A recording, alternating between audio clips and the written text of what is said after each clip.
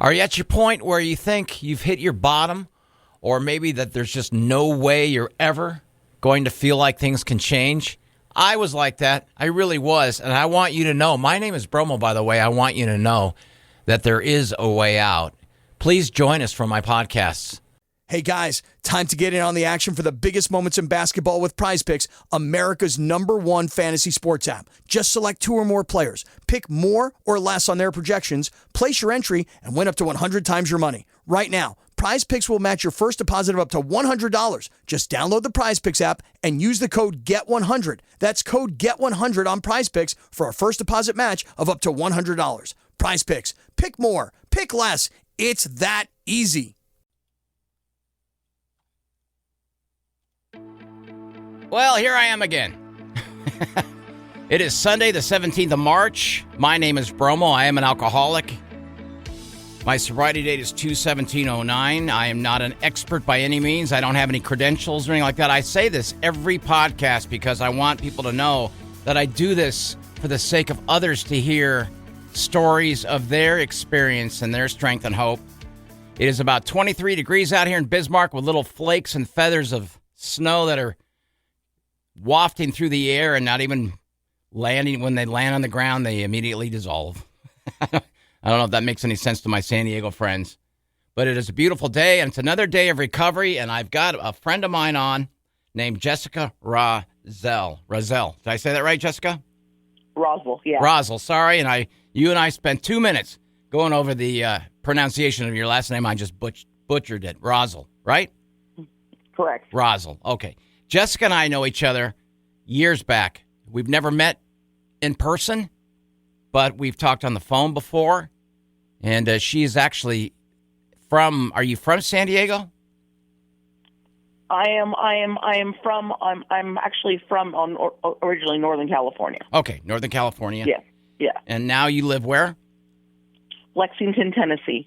How's the weather out there? Today it's in the 50s. It's not too bad, but it's we have a freeze warning coming up for tonight.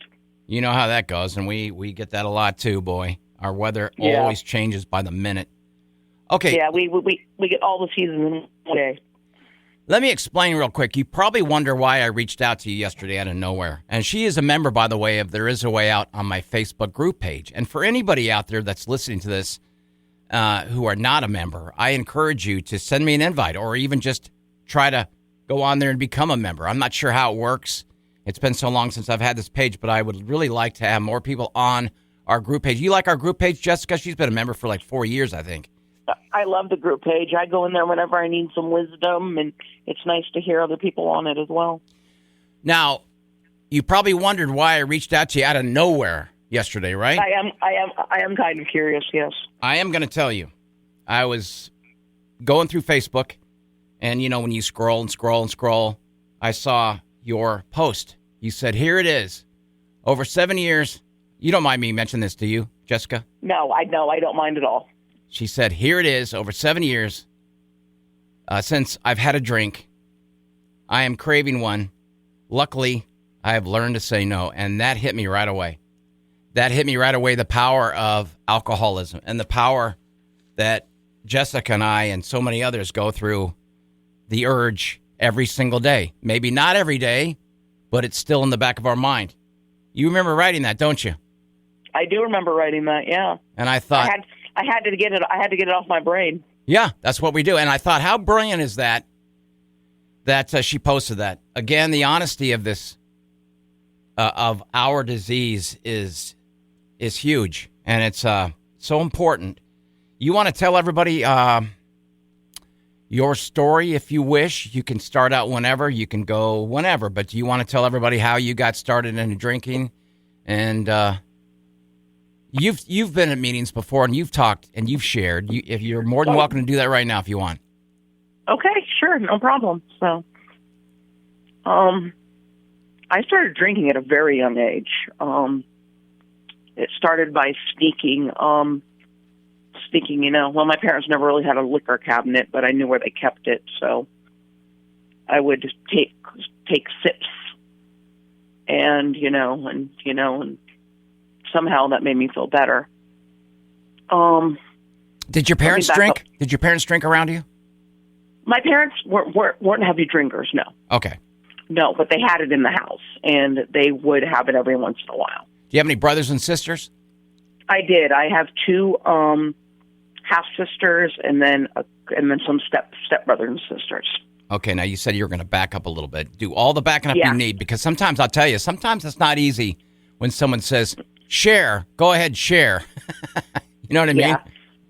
Well, I was the oldest of my three sisters, that I grew up in the house with. But my mother has mental issues, so I was the mother. I practically raised my sisters, and that's not easy to do at all. No, not at all. Especially when I couldn't do anything. I had to rush home from school and make them dinner, all that stuff. I was mom. They're relying on you. Yeah. Yes. And so that could be stressful. So, there's some ways I had to, feel better and I couldn't turn my brain off, all that. So one day, I'm just like, I think there was some wine in the fridge or something. So I took a sip. Did that calm you down? Did that make you feel, okay, I've got everything under control now? Exactly. It made me feel in control, even though I know I wasn't. But that wasn't when it was really bad. It was just sips here and there, all that. It just became. But that was my way of relaxing, and I was probably about 14, 15 at this time. Right. And then it's at school. Unfortunately, I was a good kid usually, but I did I got along with everybody, so I got along with the bad crowd as well. And somebody asked me to hold a thermos of orange juice for them at school. But it probably wasn't orange. Probably wasn't orange juice, was it? It wasn't just orange juice, no. And so I took, and then she told me what it really was, and so we would bring our orange juice in our thermoses, almost every day to school. Yep. And I don't know how we never got caught, but it probably wasn't a very good idea. So, but then my drinking escalated. My grandma, being from a big Mexican family, you always had beer at any event. It was a quinceañera. You had beer. There was a baptism. You had beer. So and so me and my cousin would go and sneak and get a beer and put it in a Pepsi can and drink the beer from the Pepsi can. And how old are you at this point? I'm probably 16, 17. Reasoning why you're sneaking it? Because you don't want anyone to see you, of course, or know that you're drinking, right? Exactly. My uncle did catch us one day, but didn't tell my grandma, thank God. Okay. But no, I know. Yeah, we're sneaking it. We're hiding in my room, drinking Pepsi, quote unquote. Yeah. And so, and then after a while, just that's what made me feel better. So I would get friends who were older than me to buy it, and I would stash it in my room, so my grandma wouldn't know. Right. Because I lived with my grandma at the time, and I wouldn't get deathly drunk. So I know I had to get up and go to school and do stuff in the morning. But that was my thing. When I came home, that's how I shut my brain off. That's what you look forward to. Yes. I look forward to. It's like okay, I get to go home, but and I played sports and everything at this time, so I was still drinking while I was playing sports. What'd you play? I played soccer. Awesome. I played soccer in high school. You know what? When I was in high school, man, I never could master soccer. Ironically, back then I hated running. I hated the fact that you had to run from here to there. Nobody ever passed me the ball. And then, of course, eventually I became a long-distance runner. But go ahead. You were into soccer. So you were into sports. Yeah. You were hiding all this from everybody because, first of all, you're getting away with it. And it's what you look forward to. Exactly. I would look forward to going home and having a drink. So, and so I just, this happened for many years. Then I became 21. I thought, Oh, goody. Now I can buy it myself. Now I can go out legally and buy it and bring it back. And now I'm 21. Why not drink in front of everybody? Everybody else is. Yeah. Yeah. I was never a partier, though. I was never the one to go to a party and all that. I was a home drinker. Yeah. So if I did drink too much and pass out, at least I'd be on my couch. Well, I was going to ask you, if you ever did go to parties, did you ever see pot or any other drug around? I did, but I was never another drug kind of person. Yeah, me too. I mean, I did smoke pot and all that, but I never, you know, like you know, I got offered, you know, cocaine and stuff, and I just no, I did, but that wasn't for me. Yeah, me too. So yeah, and plus, if I did one time, I did smoke pot and drink at the same time. Yep. I got deathly ill. Oh, did you? Interesting. I got deathly ill. I mean, I had never gotten, you know, if I did one or the other, I'd never gotten sick.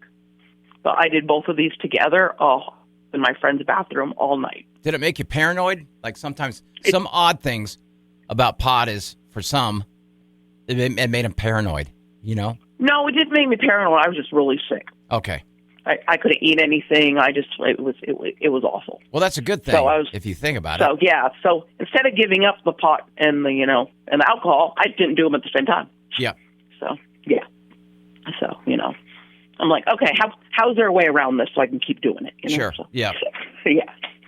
Yeah. And so anyway, but no, alcohol was more my go-to. Pot was, if it was there, I'd do it. But if there's alcohol, I do the alcohol. Right. Yeah, because, the alcohol works quicker. So you're in your 20s, and you are legally able to drink. Are you now drinking in front of your family?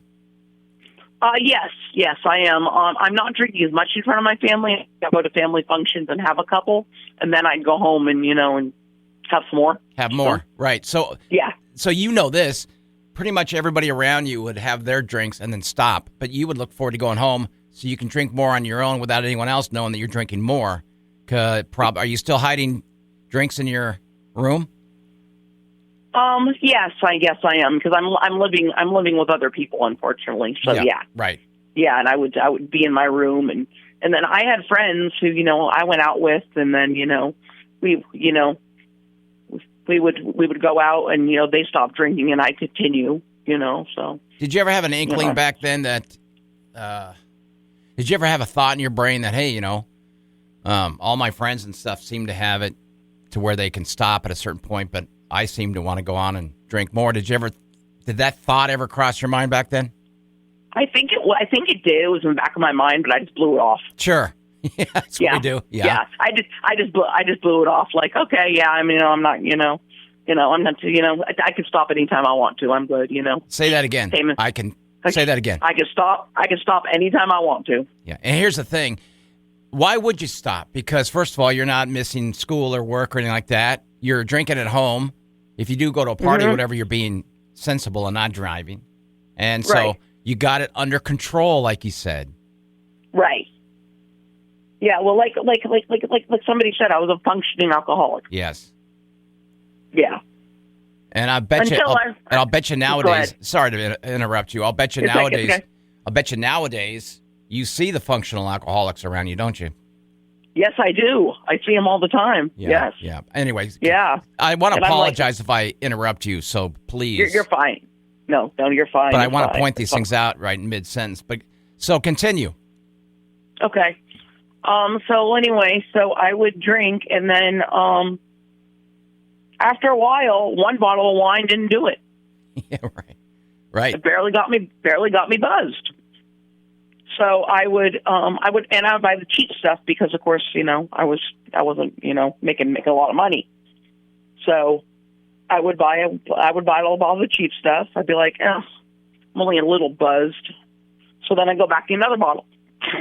Well, the real cheap stuff is the cardboard box stuff my mom used to bring home from the grocery store, the crummy, cheap wine out of a cardboard box with that little lid. Okay. Remember how bad those... I remember that stuff. Yeah. Instant headache about 2 hours later. Well, I worked at a place where they sold it cheap. Okay, cool. So, before I left work, I'd grab a couple. So, and I'd be like, okay, I'm off work. I deserve this. And I went home and drank them. So you made yourself armed and ready with enough alcohol to know that if you had to go into a second bottle, no problem. It's right there. Exactly. Yeah. And I after, it didn't take me long to realize that one wasn't enough. Right. So I would be like, okay. Plus, they were cheap enough I could get 2. Yeah. Now, there were a couple times when I tried to do 3. I've never made it through 3 bottles without passing out. Blotto. Yeah, here's the thing, and I've said this before many times. It's funny about an alcoholic because I used to sit in my room almost blitzed with a full beer in my hand and one of those club martinis, those little aluminum cans. And I'd have another beer in an aluminum can in the cooler, and I used to say to myself, God, is this going to be enough? What do you mean is this going to be enough? And I'd wind up passing out with both of those in the cooler. I totally get it. Exactly. Now, let me ask you this. When you were drinking into your second bottle of wine and you were drinking on a steady basis, did you ever find your mood changing? Yes. You did? Yeah.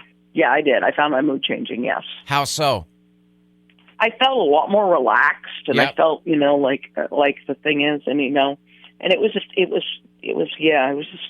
did. I found my mood, I was a lot more relaxed and all that, but I'm just, in my head, I'm thinking, okay, if I feel this good, if I have more, I'll feel even better. Did people ever notice if you had too much?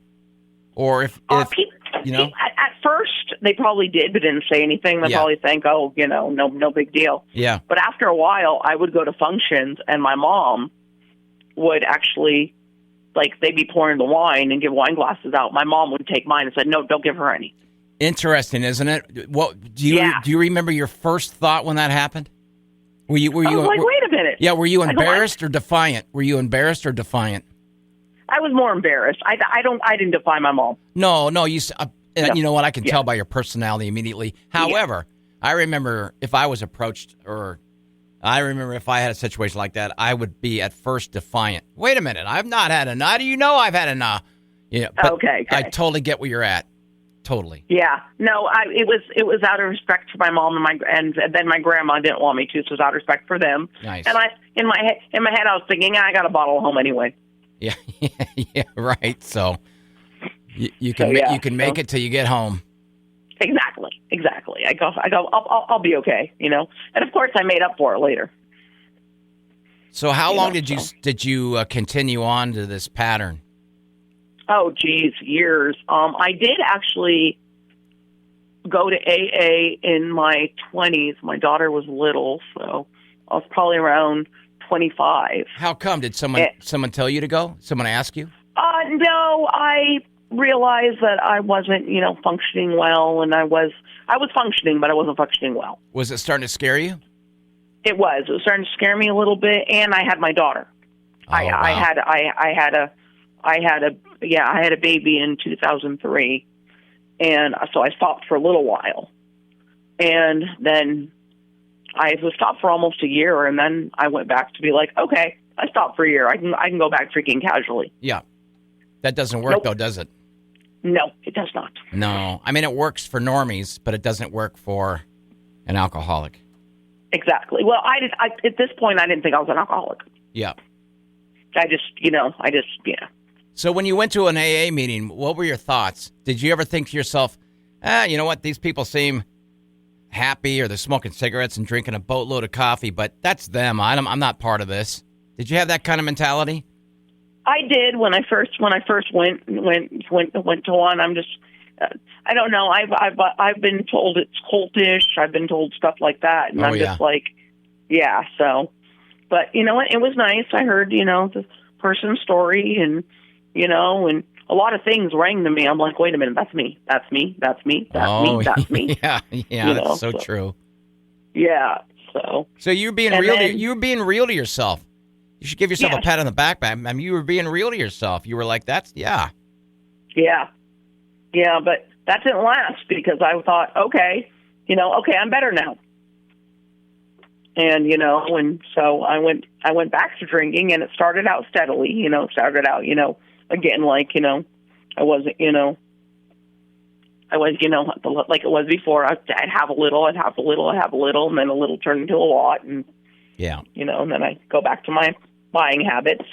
We get to a point where we get to a point where we say, I'll just try to tone it down a little bit. Exactly. Yeah. So, yeah, and there was one, then it started getting where my daughter was getting older, and she started noticing. Like, I would put soda, in a cup, and then I'd put, I'd put a little more whiskey in the soda. But and she noticed that? Yeah, she noticed that, and she'd want to sip of my drink, and I said, no, this is mommy juice. Yeah. I called it mommy juice. Yeah. And she noticed I was drinking a lot of mommy juice. Yeah. And so, and then, so it got, and then she didn't like it. She goes, Mommy, I don't like your drinking. I said, okay. So I didn't drink around her. I would wait till she went to bed. I would wait till, all that. But she'd wake up in the middle of the night and I'd be passed out on the couch. Yeah. So. Let me ask you Not a good scene. So how old was she? How old was she? Oh, she was probably about 6 or 7. I had a situation where when I had an ex-girlfriend and we thought that she was pregnant, okay, and I was drinking and this and that, and she said to me many times, you got to stop drinking at a point at night because, quote, what if I wake up and I need to go to the hospital and you're passed out? Now, do you think that made an impact on me? Heck no. Of course not. No, of course not. You're not going to tell me. You're not going to tell me to stop my pattern. Did anybody ever say to you, hey, Jessica, you got a daughter. What if you were to fall asleep and she needs you? Did that ever run through your head? It ran through my head a little bit, but no one ever did because no one knew the extent of my drinking. There you go. And I used to, I used to tell my daughter, this is our house. What happens at our house stays at our house. Yeah. So, I would, I hate to say it, but I would make my daughter my scapegoat. Well, and which to this day, I'm very, very, I'm very, very sorry about, We'll always have things we're sorry about, but that was a different time with you. Yes. And you know that. Anyway, sorry about that. I interrupted you again. So it's okay. So I'm drinking for years and then after a while I didn't hide it, like we would have events at our apartments when my daughter got older. She was in elementary school and we'd all drink and everybody else would stop and I wouldn't. So people started getting the impression, okay, she's not stopping, she's and finally my daughter had talked to me about it, because this was going on for years, and as she got older she knew I had mommy juice and all that, and she would actually talk to my friends about it, and my friends would tell me, Madeline's concerned. Madeline says you're not yourself and all that. And, she's talking to other people, huh? Yeah. But I was okay. I was just like, but I get up, I go to work. I got up every day. Yeah. I mean, some days I felt like crap, but I get up and go to work. Did that bother you that she was talking to other people, or did that concern you? It concerned me a little bit, but not really, because I'm in my head, I'm thinking I'm the mom. Yeah. And first of all, that's no one's business but yours and your daughter. Exactly. So, yeah. That after we, when she was in elementary school, and then when she got in junior high, it became like, an every night thing. I'd come home from work and I'd have a bottle or two, or, and it came time, and I also feel really bad because there were times I went to the store and I had just bought a couple bottles of alcohol, and my daughter wanted something. We had no money to get her that. Yeah. I would spend all the money on alcohol. Well, that's what you needed. That's what had to be done. I can relate to that 1,000%. Even though I never had kids, I mean, you got to have what you got to have for that night. We went to the dollar store a couple times to get something to eat because that's all we had left. Right. And she would ask me for a toy or something. I said, we don't have enough. And that to this day that crushes me. No, I know. All she wanted was a little dollar toy. How old is she now? She is 20. I am so looking. She's heard you share before, correct? Yes, she has. Will you do me a favor and let her hear this podcast when we're done? I will, definitely. Because I'll bet yeah. you she's as proud as you know what over her mom. Well, it's funny because finally when she turned 13, Yep. I was engaged to a guy. We were, we were doing good, and he actually got tired of my drinking, and he reached out to some people to help me and all that, and that's how you and I met. Right. This is a friend of ours who reached out to me. Do you mind me saying part of this? No, I won't mention any names. Okay. But I received, if I can remember, I'm so damn old. It's been so long ago, but I remember. I was sober, of course. Gosh, I want to say it was before I moved to North Dakota. I want to say maybe my first year. Anyway, a friend of ours reached out to me and wanted to know some danger points or some concerns on his part about you because he was in love with you and he didn't know what to do on his end. And he was frustrated because I think, which is natural and normal, I think he felt that he was competing against the bottle. Right. And I think he also felt he was reaching out to me to ask me if there's anything that he can do on his end. And I think I remember, go ahead and take it from there if you can remember what I told him. I believe I said to him, you need to talk to her about it. Can I talk to her? And I think you and I had a conversation, can you remember what he said? He gave me your number. Yeah. And I started he wanted to know how to cope with it because it had become beyond a problem then. He was not a drinker, was he? Or maybe a moderate, right? Moderate once in a blue moon. So let me ask you this: when he drank around you on the moderate times, didn't it make you really happy if he wanted to drink just a little bit more? So it gave you every opportunity to drink without any feeling of guilt around him. You wanted him to be like you, kind of in that way, right? Right. But he's not gonna. Yes. He's not gonna because he's not an alcoholic. He's a normie with moderate drinking, correct? Exactly. So now he's torn because what did he say to you? He said your drinking is becoming a real problem, and it was funny because there's one day I promised not to drink anymore. Yeah. And my daughter told me, Mom, if you drink some more, she was 13 years old at the time. Yeah. She goes, I'm going to go live with Grandma and Grandpa. Oh, wow. Are you kidding? Well, I'm sorry. I didn't believe her. Wow. She caught me drinking in my room that night. Wow. She called my dad, and he came and picked her up the next day. Oh. Yeah, talk about heart-wrenching. How did you... This is a stupid question. How demoralized were you? And how much did you feel like I'm stuck. I know that I can't stop drinking right now. Part of me was, I hate to say it, but part of me was relieved. Yeah. Because I'm like, oh, now I can drink and she won't be around. Sure. And she'd be safe and all that, right? Right, exactly. And she's with my parents. But she's your daughter and... Right, exactly. Well, as soon as I sobered up and saw that she wasn't home, I was like, oh, so. How did all this make you feel? Were you crushed? I was extremely crushed. Well, I have my baby girl, so, but. Is this your only children? Just one? Yeah, my only daughter. Yeah, I just got one. Okay, so now the boyfriend, is he still hanging in there? We're trying to find a place together. Yeah. We were about to move into a place together. Yeah.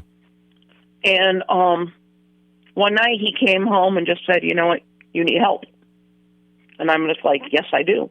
I mean, I've lost the most important thing in my life, which is my daughter. Did you say that because you felt like you should, or did you say that because you were starting to realize maybe I do? I was starting to realize maybe I do. I was like, I don't think it hit me until I realized my daughter left. Yeah. And then I was like, oh, yeah, maybe this is a problem. Did you feel you reached your bottom? Yeah, I really did. I really did. I'm just like, you know what? I mean, if I have to choose between alcohol and my daughter comes first.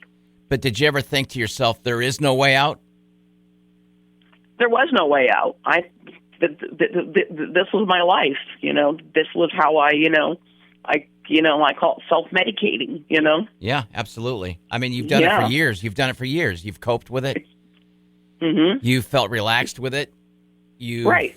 It's, it sounds stupid, but my counselor used to call it, that was my lover. That's your lover. Yeah. That's your lover. That was my lover, and I could see how my, ex-fiance could think he was competing with it. Yeah, I loved alcohol more than anything or anyone. I know. Me too. You probably heard my story. I was given 3 chances. You keep drinking, I'll leave you. Keep drinking, I'll leave you. And she kept catching me. And then one day, she did what she said. That was like my daughter too, and I didn't believe her. And she called up my dad, and he came and got her. And she didn't talk to me for almost a year. Wow. Okay. Well, we'll talk about this in a few minutes. Okay. This is one of the rewards, and you know this. You're nodding your head at one of the rewards of sobriety. Okay. So now with your ex, your fiance, did you guys find a place for you to go to get help? We did, actually. He, I don't remember who he called, but he asked for some advice, and we both got on the internet and found a place. And they wanted me to leave that night. Yeah. But we were moving in the next couple weeks. Okay. So we put it off for 2 weeks. Well, you're probably scared too. You're probably thinking, yes, I need help, but do I really want to do this now? I mean, do I really want to quit? I mean, I know Exactly. I have to, but is there a life without alcohol and drinking? I can't see it. Exactly. Yeah. What do you mind telling me the place that you found? The place I found was in Colorado. It was called Recovery Village. Nice. And tell us about what Recovery Village is all about. Is that a 3-month, 6-month, year, or stay as long as you can? I was there for 45 days. I think I was supposed to be there for 30. I think it was a 30-day, but I was there for 45. I remember this time, I think. I think I was still talking to our mutual friend at this point, and I think I remember him saying that you got into a place. He came out to see you, didn't he? Yes, he did. Actually, he came out twice. He came out to see me once while I was there and then to come pick me up. Now I remember. What was it like, Jessica, when you got accepted? Were you scared? I was, because I don't know, Harry, I'm going to a whole nother state, not knowing anybody, and, some guy from the center is supposed to pick me up at the airport. I don't know who this guy is, Yeah. Just, yeah. Was it, how many other women were there? Was it men and women? It was men and women. There was a lot of us. It was an old converted hotel. Yeah. And it had two levels, and there were about three people to a room. Was it one of those places where maybe they ran the first 3 or 4 steps by you and the 12th step, and counseling and things like that? Yes, I had counseling. They had equine therapy where I got to go out with horses. Oh, they nice. Had, nice. Yeah. They had a lot of good stuff. And that was the first time I'd ever been really around snow, so I didn't pack accordingly. So I didn't go outside much. It's quite a jolt.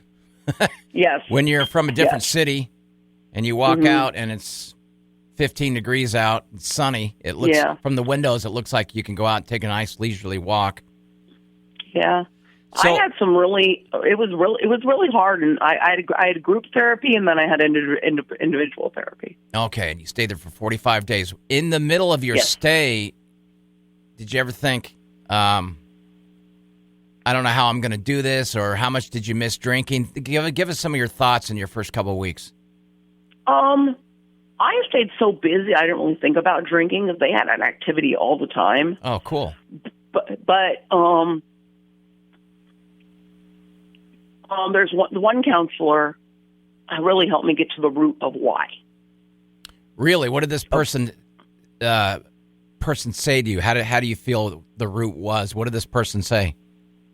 Well, don't remember what it's called. That's okay. You could just tell me if you can remember that. It's like called EMDR or something, where they put these headphones on you that, you listen to something, something soothing, and then whatever comes out of your mouth is what, you just think back and, and it's just like, it's like I saw my childhood. Yeah.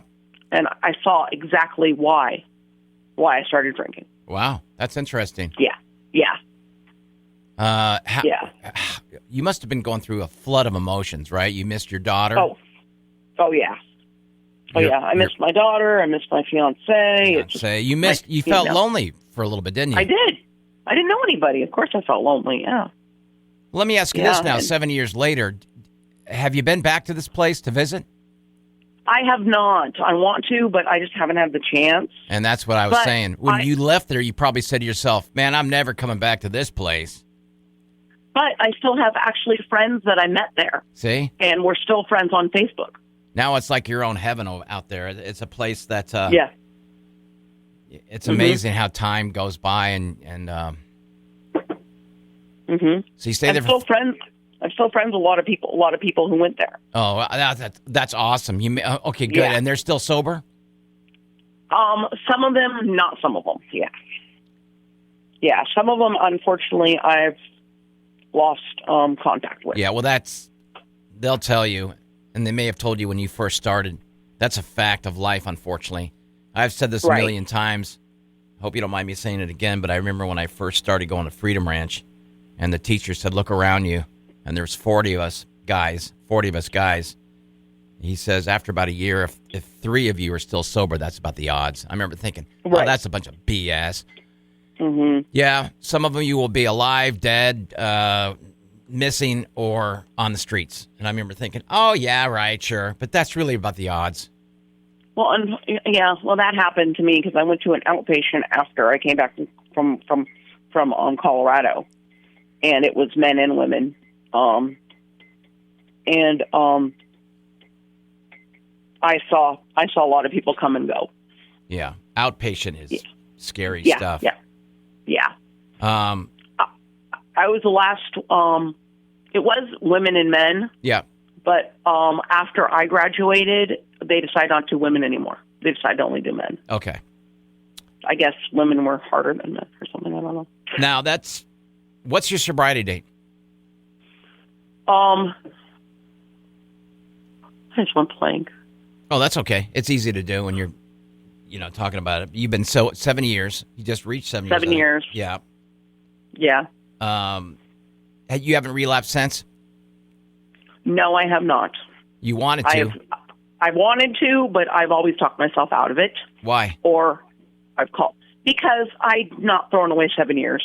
I've worked so hard for this. I do not want to start over.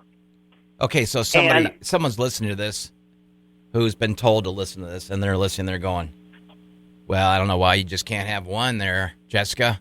You've gone 7 years. Why can't you just start drinking and just have 1 or 2? What would you tell that person? I can't just have one. It's like the book says, 1 is too many and 1,000 is never enough. Yeah. And like you said, when she says thrown away 7 years, that could be thrown away 7 weeks. That could be thrown away 7 minutes. It's staying sober is the key, and mentally and physically. And this is where I bring in the rewards part. Mentally and physically, as you stay sober and you see life opening up in front of you, i.e. getting your daughter back. She started talking to you again after a year of not talking to you, correct? Yeah, about a year. Then she started. Then I would reach out and ask my parents how she was and all that, and ask if I could talk to her, and they said she doesn't want to talk to you. Wow. And that kind of hit me in the heart. Explain to everybody the first time you saw her, if you don't mind, after a year of not talking to her. After a year of not talking to her, I saw her. I think I saw her at like a family event, and she was very cold to me. Very, Well, I went to give her a hug and all that, and she was very cold. They don't want to. I mean, it's really hard for them to trust again. Exactly. She knew I went to treatment. She knew, I was sober, but she also knew that, I could fall off the wagon in any minute. Yeah. Wow. She's pretty smart. Yeah, she's a very smart girl. Very, very smart girl. So I probably more smart than I gave her credit for. Tell everybody the first time you saw the glow in her eyes when she started to accept you as a different person. There was one day, because I used to, after a while, I would be like, can I come take you out to lunch? Can I come take you out to coffee? My daughter and all that. Yeah. And so one day she accepted. I was like, okay, cool. And after that, she saw something, and then I kept, texting her that, like, I have 1 week, I have 3 months, I have, and, she saw that I was trying. I said, do you want to come to a meeting with me? Or she said, Mom, let's hang out. I said, okay, let's go to a meeting first. And she would come to a meeting with me. She saw I was working it, and I was doing it. Did she ever hear you speak? I don't know. I don't think she's ever heard me speak. No. Okay. So I'm definitely going to share this with her. But no, I don't think she's ever heard me speak. But I remember one time I was getting my 1-year chip, and I invited her. And I remember we were in the car after, and she said, Mom, I'm proud of you. Oh, how'd that make you feel? Oh, it's all I could do not to start crying right there. Like that made me feel great. If, your daughter tells you she's proud of you, Well, that's a slow motion act of everything you've done for yourself, regaining trust from others, healthy, exactly. Staying sober, doing the right thing. That's everything in a slow motion deal right there. You'll never forget that. You'll never forget that. That was the one, other people are telling me they're proud of me, all that, but, coming from her, just, it meant more. So in the course of that, are you remarried now? I mean, are you married I am. now? You are. How did that happen? Yes, Do you mind? No, I don't mind at all. I was living with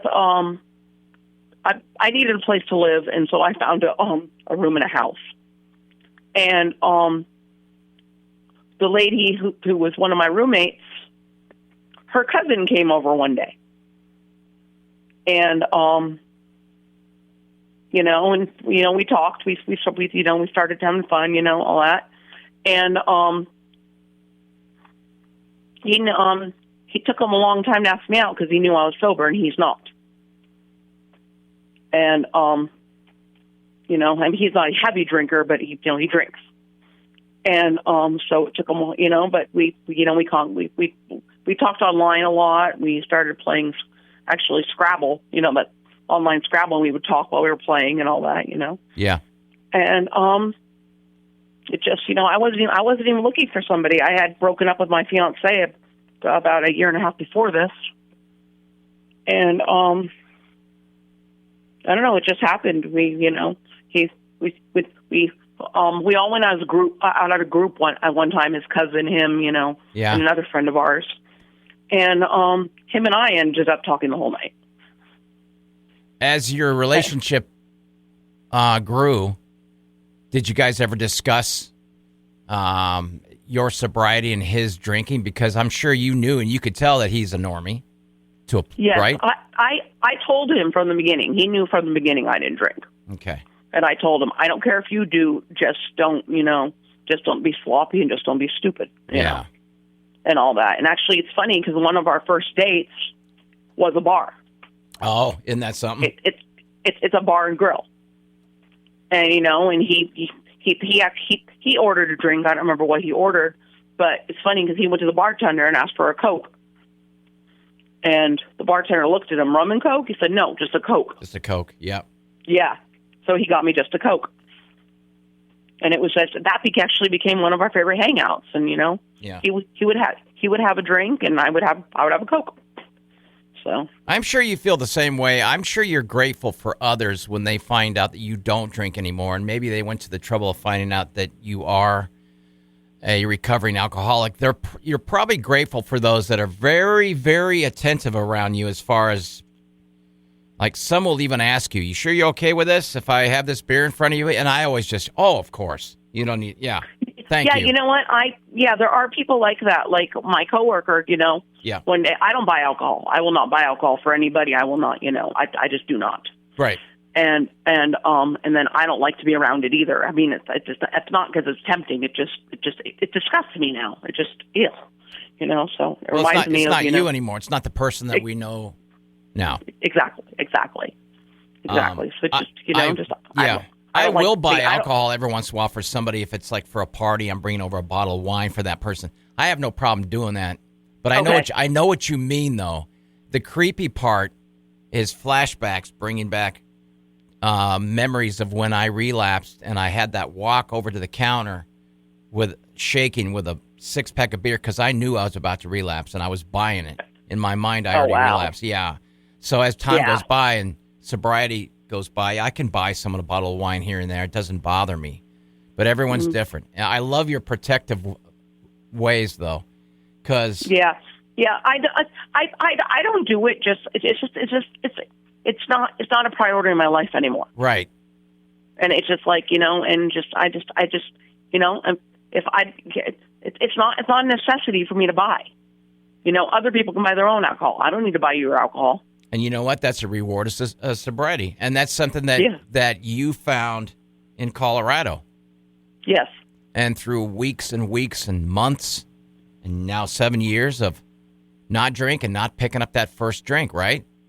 Right. Yeah. When you first went to your very first AA meeting, I'm sure things didn't hit you until you were in your treatment center in Colorado and you heard people share, and then that really kicked something into high gear, and you heard someone where you can relate to, right? Correct. Yes. Isn't that amazing? That's amazing, isn't it? It is amazing. There was actually a couple AA meetings when I got sober that first year. I mean, I totally cried in one. I heard someone share and I started bawling. Well, you know what? It's fine. Any kind of reactions towards anybody's share is really really emotional and personal because we can all learn something. This is what's great about our deal is we can all learn from no matter how many years you have. Yes, yeah. And this is why. But no, I felt like she was talking directly to me. Talking to you, yeah. Yeah. Do you ever have anybody come up to you and say, Jessica, it's hard for me to ask you this, but I have a friend or maybe a family member, or maybe they're asking for themselves. Do they ever ask you what you recommend? Yes, I've had friends message me. I've had friends ask me. I mean, I think I want to. I think my drinking is get out of control. I think what do you recommend? And I said, hey, let's go to a meeting. I take them to a meeting, or I said, okay, but I get them in touch with somebody, or one of my sisters had a drug abuse problem, and she just showed up at my house one day, and we spent all day trying to find her somewhere to go. And that's something. See, this experience that you have sharing with other people, and it'll come out of nowhere. It'll come from somebody maybe you work with or someone you run across. Again, and then somebody you least expect. When your daughter stepped away for a year, she was 13? She was 13, yes. What an amazing person to have that strength to say, hey, I can't be around my mom, watching my mom not be my mom and being somebody that's being led by alcohol. Right. At that time, I was very mad at her. But now over time, I you know what? She's stronger than I would have ever been at that age. Well, she saved your life, and you saved your own life, and exactly. Your friend, our friend, helped save your life as well. And if our friend is listening to this, I'm hoping our friend is happy in doing what this person is doing. There is no competing against somebody who is not ready to stop yet. Isn't that the bottom line? No. That is it. You the person has to want to stop. You can't stop somebody. You're gonna you want to, but you're gonna wear yourself out. Well, there's some sort of force behind it all. You just can't do it until that person genuinely looks at you and says, I'm beaten up. I've reached rock bottom. I've lost everything. I can't even see my daughter anymore. I'm ready. Exactly. And boy, those people in Colorado saw you coming in, and you were ready. I was ready. It's funny because I purposely didn't take my bank card, and I purposely didn't take a lot of money. I took $20 with me on the plane. Yeah. And I bought a Jack and Coke on the airplane on the way over there. Yeah. Well, you got to get the edge off. Yeah. I knew I was going to get sober, so I said, okay, here's my last drink on the airplane. Isn't that something? That's so why, true. That's why my sobriety date is February 3rd, 2017, because I was on that plane on February 2nd. That is amazing, isn't it? Yep. I mean, there is a way out, right, Jessica? Oh, there is a way out. There is a way out. You just have to want to get out. You have to want to do it for yourself. Exactly. And you have to want to see that life can't control you anymore. You can control life up to a certain point. And it's a much better life, isn't it, Jessica? Oh, it's a much better life. I mean, I'm just, I haven't been, I don't think I've ever been this happy. You deserve it. I got a great relationship with my daughter. Yep. I've got, a wonderful man. We just moved into a new place. So, I'm loving living in Tennessee. I'm loving living in a new place. It's wonderful. Love it. Well, you deserve it. Thank you. I'm going to end with this. If anyone's listening right now, someone says to them, hey, this goofy-looking guy's got this podcast called There Is a Way Out, and you know what? Blah, blah might have a problem with drinking. Let's let blah, blah hear it. What would you tell people right now listening that says to them, wow, my life is a complete mess. It's spiraling out of control. I don't know what to do. I think I need help. I don't know how to go about it. What would you tell people? I'd say reach out to people. Listen to a podcast. There are a lot of resources out there. I was afraid to ask for help. I was always a do it by myself person. Yeah. I still have problems asking for help.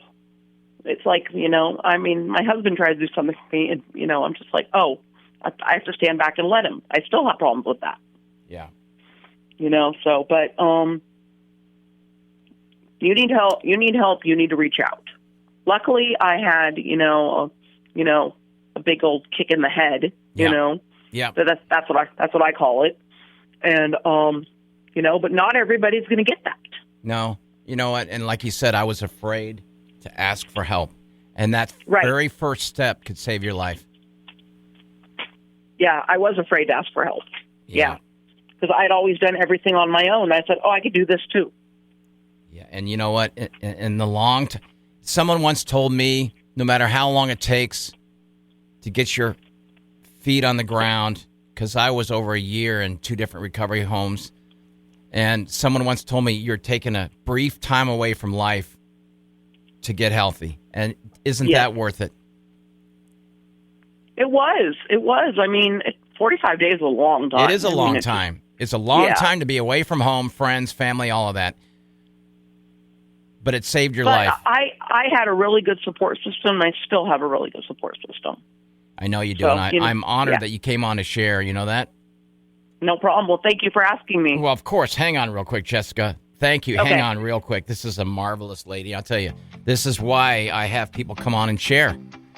You just heard from Jessica. She restored her daughter. Everything is worth restoring. You can do it.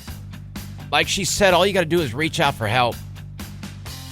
Again, my name is Bromo. Thank you so much for listening. I'm very proud of this podcast for people like Jessica and others who come on here. Remember, there is a way out. Hey guys, time to get in on the action for the biggest moments in basketball with Prize Picks, America's #1 fantasy sports app. Just select 2 or more players, pick more or less on their projections, place your entry, and win up to 100 times your money. Right now, Prize Picks will match your first deposit of up to $100. Just download the Prize Picks app and use the code GET100. That's code GET100 on Prize Picks for a first deposit match of up to $100. Prize Picks. Pick more. Pick less. It's that easy.